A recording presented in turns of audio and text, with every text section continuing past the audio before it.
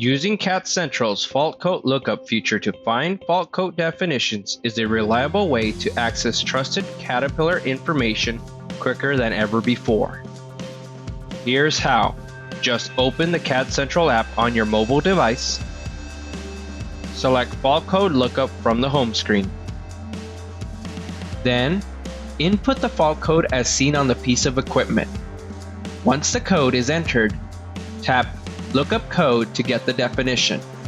If the fault code is in either CDL or J1939, click the headset button in the top right of the screen and get connected with CAT Customer Care for additional support.